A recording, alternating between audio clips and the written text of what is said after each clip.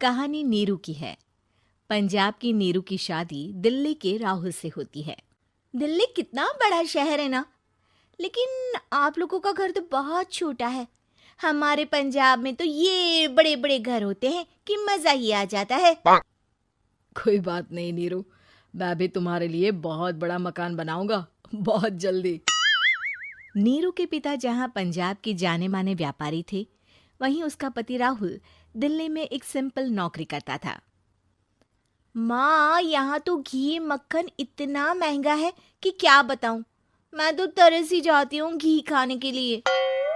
नीरू की माँ को ये सुनकर बहुत दुख होता है। मेरी बेटी को घी नसीब नहीं हो रहा है और ये बहू यहाँ बैठकर घी में शक्कर डाल रही है। देख वनिता, मैं साफ कह रही हूँ, इस घर में जितना घी आएगा उतना ही मेरी बेटी के घर दिल्ली भी जाएगा।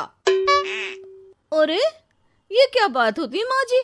बेटी का उतना ही करो जो अच्छा लगे। अब क्या मायके से घी और मक्खन तक की सप्लाई करोगी आप? हाँ, मेरी बेटी किसी चीज को तरसे मुझसे बर्दाश्त नहीं होता। अब क्या था, नीरू के मायके में 2 किलो घी आता तो 2 किलो दिल्ली जाता नीरू के पास। एक दिन, माँ बड़ी गर्मी पड़ती है दिल्ली में। इस घर में तो एक ही एसी है और वो भी ड्राइंग रूम में। सारा परिवार एक ही कमरे में सोता है। हाँ बेटा, वो तो हर घर की कहानी है। यहाँ भी एक ही एसी है। अरे बिल इतना आता है कि क्या बोलूं। तभी वहां राकेश आ जाता है। माँ, थोड़ी देर में यहाँ कुछ प्लम्बर आएंगे मेरे कमरे में एसी लगाने। जरा ध्यान से लगवा देना ना माँ। ओए, ऐसे कैसे तेरे कमरे में एसी लगेगा? हाँ राकेश, एक बार बात तो कर लेता।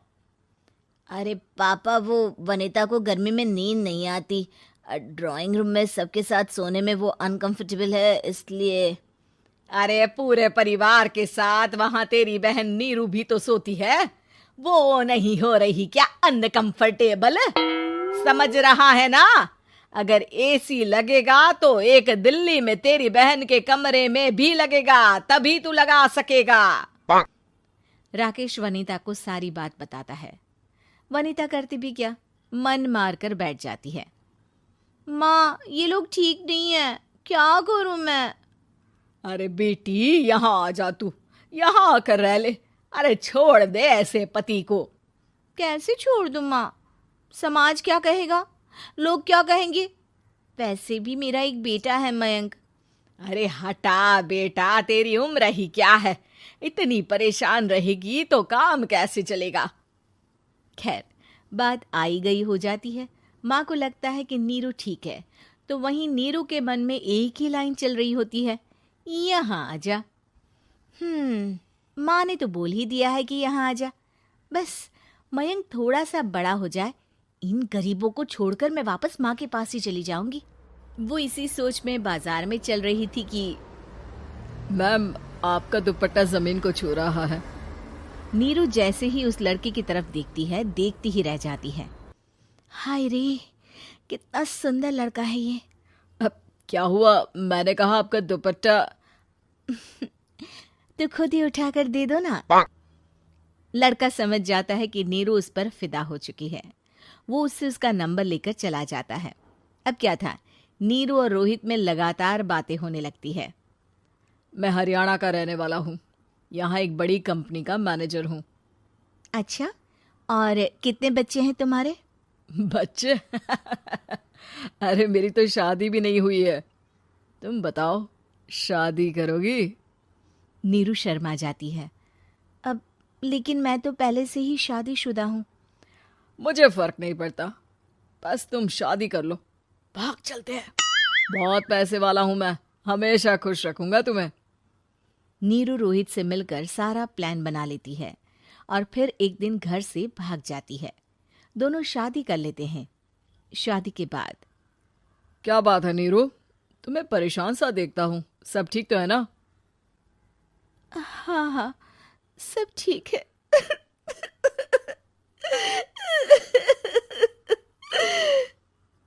ये कहते कहते ही वो रोने लगती है।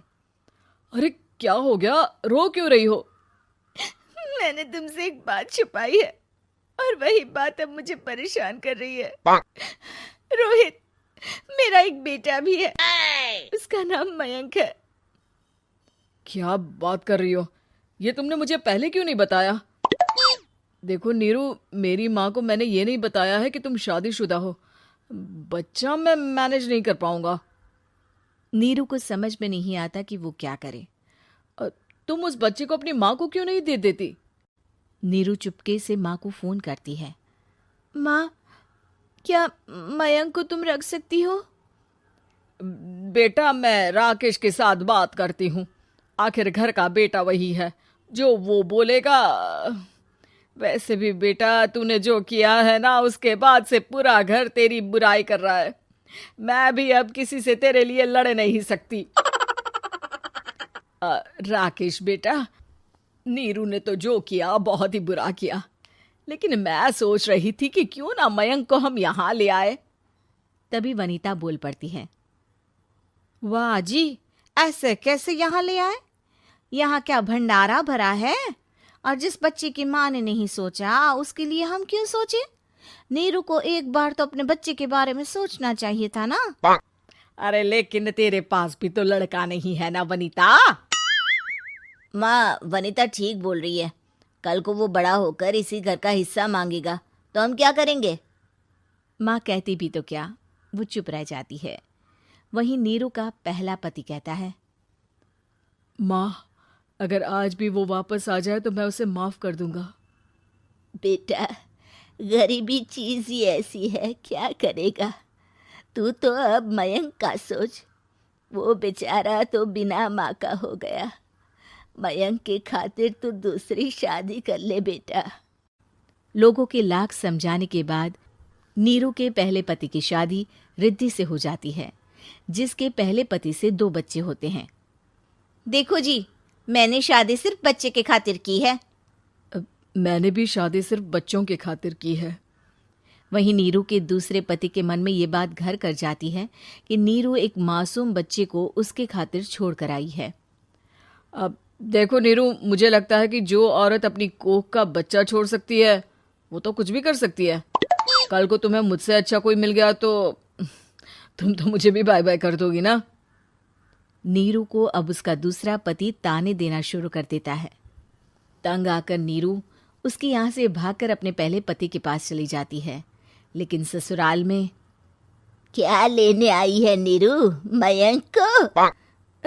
नहीं नहीं सासू माँ, मुझसे गलती हो गई, मुझे माफ कर दीजिए।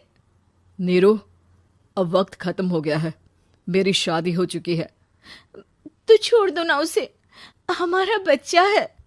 मैं आपको अपनी माँ नहीं मानता, मेरी नहीं मान तो बात अच्छी है। नीरू मयंक की बात सुनकर समझ जाती है कि उसके पास अब ना आसमान रहा ना ही जमीन।